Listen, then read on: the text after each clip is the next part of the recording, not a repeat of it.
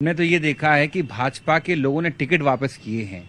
कई एक बड़े खिलाड़ी, एक बड़े जो फिल्म अभिनेता भी थे भोजपुरी, उनने टिकट वापस किए भाजपा के।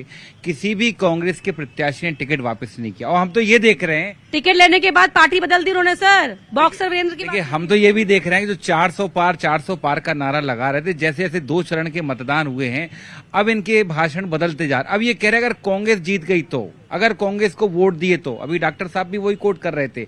मैं कहना चाहूँ, सोने की बात चल रही है, सोने को 26,000 रुपए प्रति तोला पहुंचने में लगभग 70 साल लगे, और मोदी जी के कार्यकाल में 10 साल में 74,000 पहुंच गया।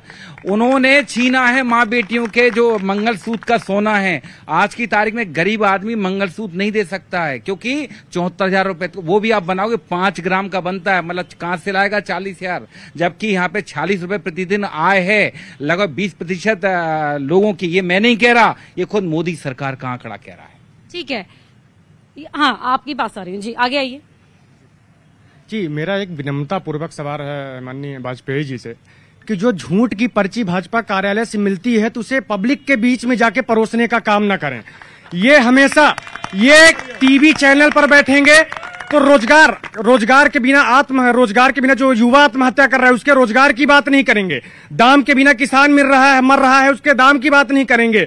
सम्मान के बिना रोज दिनों दिन अत्याचार और महिलाओं के ऊपर उस अत्याचार पर बात नहीं करेंगे। मध्य प्रदेश की बात करूं तो मध्य प्रदेश में एक तो भर्तियां नहीं निकलती और गिनी चुनी भर्तियां निकलती, चाहे पटवारी हो, नर्सिंग का हो या पुलिस का हो। उसका सरकार की स्ट्रेटेजी होती है इसको केस में उलझा दो ताकि ये युवा आत्महत्या करने पर मजबूर हो। इस विषय पर बात नहीं करेंगे। अगर हम युवा अपने हक के लिए सड़क पर भी लड़ने जाएं तो लाठियां, डंडे और जेल में ठुसवा देंगे, केस लगवाएंगे ताकि ये दोबारा रोजगार मांगने न आए हमारे पास।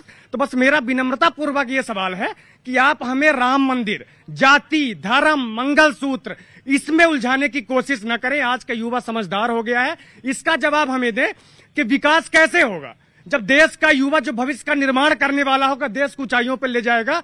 अगर देश का युवा आगे नहीं बढ़ेगा तो देश विकास कैसे करेगा। जातिगत आरक्षण पर बात विनम्रता पूर्वक मैं भी कह रही हूँ, राहुल गांधी ने भी की है जी। मैंने जातिगत आरक्षण की बात नहीं कर, मैं ये ठीक है, किसी भी जाति का हो युवा अगर पढ़ा लिखा है तो उसको रोजगार की व्यवस्था होनी चाहिए। ठीक है, लूंगी आपका जवाब यहाँ से जी। मैं अपने कांग्रेस के मित्रों से पूछना चाहूंगा, आरोप प्रत्यारोप के अलावा आपके पास कुछ है क्या? मैं बताता हूं भारतीय जनता पार्टी का विजन क्या है। आज आप किसी भी लाभार्थी के पास चले जाइए, भारतीय जनता पार्टी अंत्योदय के लक्ष्य को लेकर के चल रही है। अंत्योदय का मतलब अपने कांग्रेस के साथियों को मैं बता दूं, हमारा पथ भी अंत्योदय है, प्रण भी अंत्योदय और लक्ष्य भी अंत्योदय, यानी कि पंक्ति में खड़ा आखिरी व्यक्ति की चिंता करना भारतीय जनता पार्टी की रीति भी और नीति। वो कह रहे हैं पहले 5 को रोजगार नहीं मिल पा रहा। मेरी बात सुनिए, मेरी बात सुनिए। वो कह रहे हैं पहले 5 को रोजगार नहीं मिल पा रहा, आखिरी व्यक्ति की बात। मैं रोजगार की बात बता रहा हूं। आज इनसे पूछे भारत के अंदर कितने यूनिकॉर्न कंपनीज है? 100 से ज्यादा यूनिकॉर्न कंपनीज है। इनके लिए रोजगार का मतलब मुंह में लाके खाना देना नहीं है।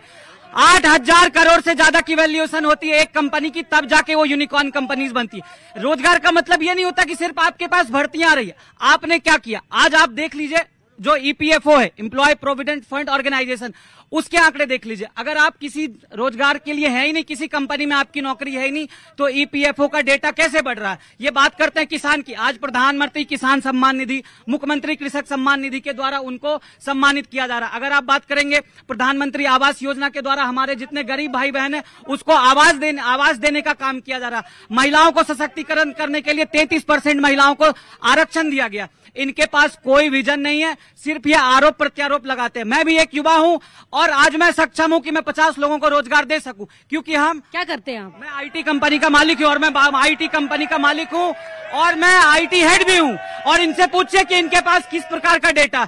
आज हम अपने कार्यकर्ताओं के बल पे और जो हमारे लाभार्थी हैं इनके बल पे फिर से सरकार में वापस आने जा रहे हैं। इनके पास कोई विजन नहीं है, ये सिर्फ और सिर्फ आरोप प्रत्यारोप की राजनीति कर रहे हैं। कुणाल जी, बड़ी हंसी आ रही है आपको? हंसी आ रही है कि जिस प्रदेश और देश को बेरोजगारों का प्रदेश बना दिया, आज ना तो इसका जो घोषणा पत्र है उसमें कोई विजन है, ना जो 2 करोड़ साल के रोजगार की कही थी 10 करोड़ साल 5 साल 10 साल के अंदर हो जाना चाहिए 20 करोड़, तो ना उसका विजन है कि हमने इतने रोजगार दे दिए और हिंदू मुस्लिम और इससे बाहर ही नहीं आ रहा। हमने विजन दिया है 1 लाख रुपए साल का, जो भी ग्रेजुएट युवा होगा उसको देंगे और कहीं ना कहीं उसकी तैयारी कराने के लिए देंगे। दूसरी चीज, हमने सीधा विजन विजन दिया, 30 लाख सरकारी पद खाली पड़े उसे भरने का काम करेंगे, स्टार्टअप के लिए फंड देने का काम करेंगे, जो एजुकेशन लोन के लिए पढ़ते हैं 15 मार्च तक के सारे एजुकेशन लोनों को माफ करने का काम करेंगे। हमने विजन सीधा स्पष्ट दिया कि युवाओं के लिए क्या करेंगे, महिलाओं को हमने ये इन्हें वादा जरूर कर दिया था कि 3,000 से शुरू करके 10,000 तक देंगे, 8,500 रुपए महीने का, 1 लाख रुपए साल का महिलाओं को हम देने का काम करेंगे, किसान का कर्जा माफ करेंगे, जो कर्ज चढ़ा है ये कह के गए थे, गारंटी लेके गए थे कि 2,700 रुपए कुंटल गेहूं मिलेगा और उसको खरीदा जाएगा। आज किसका गेहूं खरीदा जा रहा है? आज किसानों से जब बेचने जा रहे थे, FAQ के नाम से लड़ाई लड़ाने का काम करते हैं। स्पष्ट है ये किसान विरोधी है, नौजवान विरोधी है, जनता विरोधी है और झूठी बातें, एक भी बात इनके भाषण में देश के प्रधानमंत्री बनाए ना। ठीक है, आप कह रहे हैं आपके पास वजन है, लेकिन आपका वजन समझ क्यों नहीं पा रहे जी? जिस विषय पर किसी ने क्या बोल रहे हो? सॉरी मैम, जिस विषय पर किसी ने बात नहीं की उस पर भारतीय जनता पार्टी काम कर रही है। किस विषय पर? गेमिंग इंडस्ट्री बहुत दिनों से भारत में बूम कर रही है, लेकिन उस विषय पे किसी भी राजनेता, किसी भी नेताओं ने बात नहीं की। सिर्फ भारतीय जनता पार्टी ने बात की और अभी उसकी बैठक भी हुई है और मोदी जी ने उस पर निर्णय भी लिया है कि हम बहुत से इंफॉर्मेशनल गेम बनाएंगे जो कि हमारे बच्चों के दिमागी उसमें हेल्प करेगा। Thank you. गेम खेलते हो तुम? हाँ, मैं गेम खेलता हूँ। मैं PUBG और BGMI जैसे गेम खेलता हूँ जिससे हमारे देश को बढ़ोतरी मिलेगी। अच्छा, गेम खेलने से देश को बढ़ोतरी मिलती है? ई स्पोर्ट्स, मेरा सपना है कि मैं एक ई स्पोर्ट्स प्लेयर बनूं। ठीक है, आप आइए, आप क्या बोलना चाह रही है? मैम, मेरा सवाल कुणाल सर से है कि कुणाल सर, कांग्रेस पार्टी इतनी हतोत्साहित क्यों हो गई है? भाजपा जहां अब की बार 400 पार का नारा आत्मविश्वास में दे रही है, जैसे कांग्रेसी अति आत्मविश्वास कहते हैं, वहां जीतू पटवारी जी हमारे प्रदेश अध्यक्ष हैं, या कोई भी कांग्रेस का नेता आज तक ये नहीं कह पाया कि हम 410 सीटें लाएंगे। मध्य प्रदेश में कह रहे हैं कि 8 से कोई भी नहीं कह पाया, और मध्य प्रदेश में कह रहे हैं, कभी कहते हैं कि 8 सीटें जीत पाएंगे। आज बड़ी मुश्किल से जीतू पटवारी जी कह पाए 8 सीटें। अगर कांग्रेस ने काम किया है तो क्यों नहीं कह पा रहे कि हम 29 की 29 सीटें जीतेंगे? उनके मुंह से आज तक क्यों नहीं निकल पाया कि वो कह पाए कि 29 की 29 सीटें वो जीतेंगे?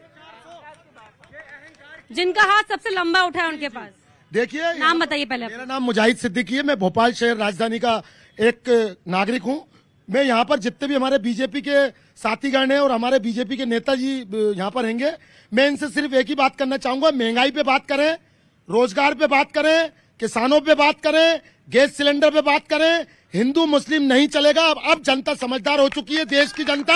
अब हिंदू मुस्लिम नहीं चलेगा, गाय नहीं चलेगी, तलाक नहीं चलेगी, ये सब इनके जो ढोकले थे ये सब निकल चुके हैं। अब सिर्फ आप मुद्दे की बात करें, क्योंकि जिस राजधानी में नरेंद्र मोदी जी का रोड शो फ्लॉप हुआ है, ये कहीं ना कहीं पूरे फ्लॉप हो गया। हाँ, फ्लॉप हो गया ना, फ्लॉप हो गया, फ्लॉप हो गया, फ्लॉप। ये भोपाल की जनता बताएगी, ये भोपाल की जनता बताएगी। मुजाहिद सिद्दीकी नहीं बोलेगा, भोपाल की जनता बता रही है। अरे वाजपेयी जी,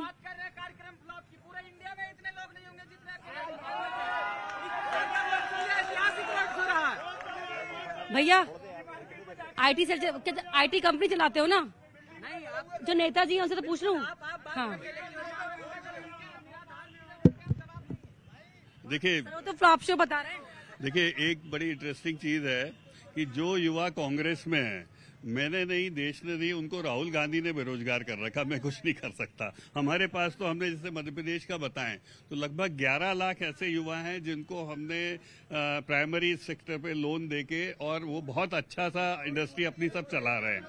हमारे स्टार्टअप्स की बात की गई, हजारों स्टार्टअप है। भैया, कांग्रेस का मैं कुछ नहीं कर सकता।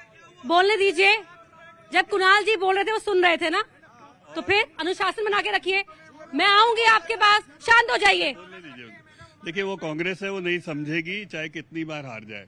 और मेरे मित्र हैं, मेरे साथी मुस्लिम भाई हैं, मेरे भाई ट्रिपल तलाक छाती ठोक के खत्म किया है, स्वागत करो उसका। हलाला छाती ठोक के खत्म किया है, आप नहीं कर पाए, 70 साल नहीं कर पाए। तो इसीलिए बहनों के अधिकार के लिए जब मिलता है तो ऐसे नहीं बिलबिलाना। और मुझे अच्छा लगता जब बहनों को संपत्ति के अधिकार की बात मोदी जी ने करी है, तब आपके राहुल गांधी आकर उस संपत्ति के अधिकार को हिंदू अनडिवाइडेड फैमिली की तरफ मोड़ रहे हैं। बहुत दुखद बात है ये।